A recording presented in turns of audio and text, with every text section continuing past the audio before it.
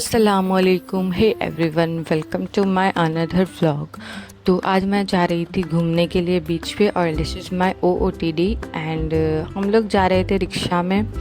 And ये था जो मतलब बीच पर जाने का वे था वो। अब आप सोच रहे होंगे कि मुंबई में बीच पर जाने के लिए ऐसा तो कोई रास्ता नहीं है और इतना मतलब ट्रैफिक वगैरह आता है, लेकिन ये बीच जो था वो मेन मुंबई में नहीं था। ये एक्चुअली था नाला सोपारा में, जहाँ मेरा भाई रहता है। और वहाँ पर यानी ऐसे कुछ 4-5 अलग अलग बीच की साइड्स है और ये वाला मेरे भाई के घर से थोड़ा नज़दीक था। एंड ट्रस्ट में इसका जो रास्ता था वो इतना प्रिटी था, इतना प्यारा था। आजू बाजू सब पूरे में मतलब जंगल टाइप एरिया था एंड रिवर्स आ रही थी बीच बीच में।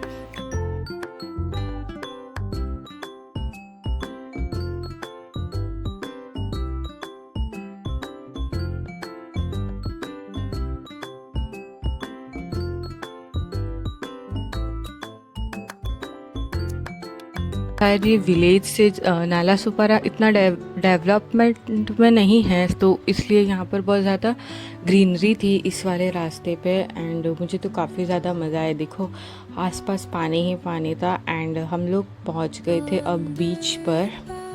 तो जैसा कि मैंने कहा था कि अगर कॉन्फिडेंस आया तो मैं रिकॉर्ड कर पाऊँगी या फिर मैं डायरेक्ट वॉइस ओवर करके डालूँगी। तो फिर मैंने वैसे ही डाला क्योंकि बहुत ज़्यादा शोर भी था तो मेरी आवाज़ ठीक से रिकॉर्ड भी नहीं हो पाती थी।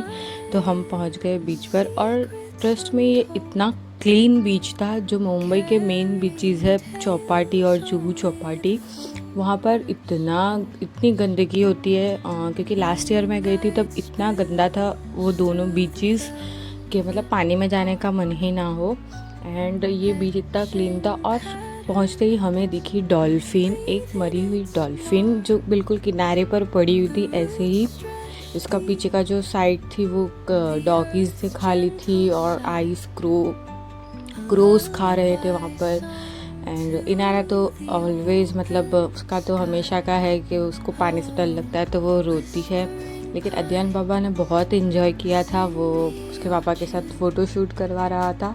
एंड इतनी ठंडी हवा थी, इतना गर्मी के हिसाब से भी इतना अच्छा मौसम था वहाँ पर और इतना क्लीन बीच था। मैंने भी बहुत अच्छा फ़ोटो शूट करवाया था एंड मैंने इंस्टाग्राम पर पोस्ट भी किया है। तो आप सब अगर मुझे फॉलो करते हो तो ठीक है, और अगर आप करना चाहते हो तो मैं मेरी आईडी मेंशन कर दूँगी।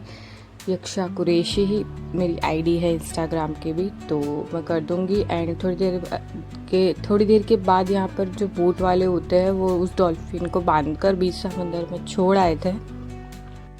एंड वहाँ पर थे बहुत सारे मतलब जो बच्चों की राइड्स होती है, छोटी छोटी cars and bikes plus boat riding भी थी, सब कुछ था वहाँ पर। टोटली इतना मज़ा आया एंड बहुत शांति भी थी, बहुत कम लोग थे। तो फिर उसके बाद हमने फ़ोटोशूट वगैरह करके कॉर्न भुट्टा वगैरह खाया बैठकर एंड व्यू एंजॉय किया, सनसेट एंजॉय किया।